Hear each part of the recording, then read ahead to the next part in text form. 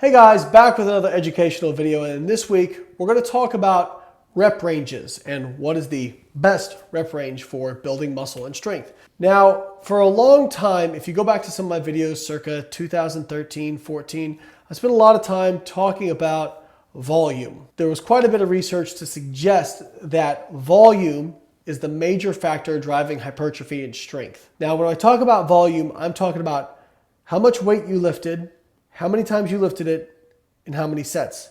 So you can calculate volume simply as the number of sets times the number of reps times the amount of weight.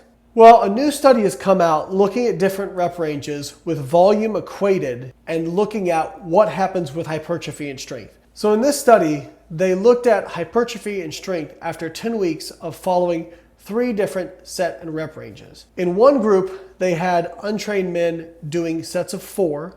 In another group, they had untrained men doing sets of 8. And in another group, they had untrained men doing sets of 12. They equated volume, meaning that the group doing 4 reps was doing more sets than the group doing 12 reps. For example, the group doing 4 reps 2 times a week was doing 7 sets of 4.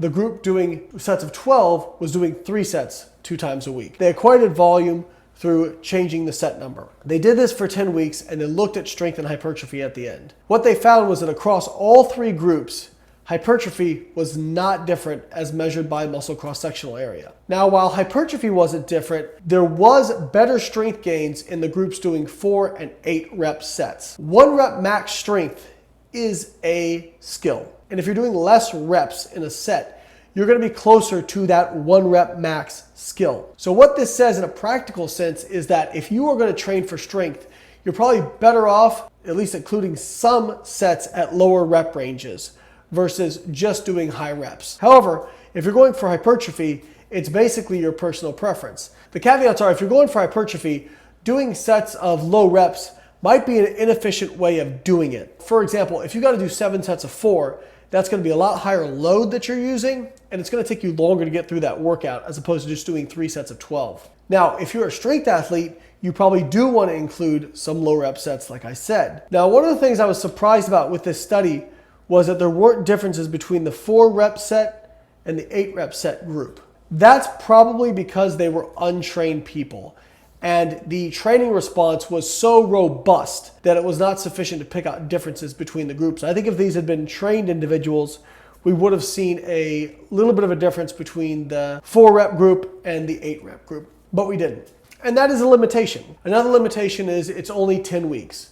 So could we maybe expect to see differences over the course of a year? I kind of doubt it, but it is important to point out that it's only 10 weeks. But that being said, really cool study design and kind of reemphasizes the literature that's out there showing that it is volume that is the major factor driving hypertrophy, and that if you want to build muscle, you can do so using a variety of different rep schemes. I like to use both low and high reps because I like being strong and I like building muscle. So I use a combination of both. But if your goal was just to build muscle, probably do that with pretty high reps exclusively if you wanted to. All right, guys, that's it for this week. I'll link the study in the description. Hope you enjoyed the video. Click like, subscribe, and I'll catch you next week. Hey guys, thanks for watching my video. If you like these videos, please click the links in the description to check out some of my educational books where you can learn more about fat loss and contest prep.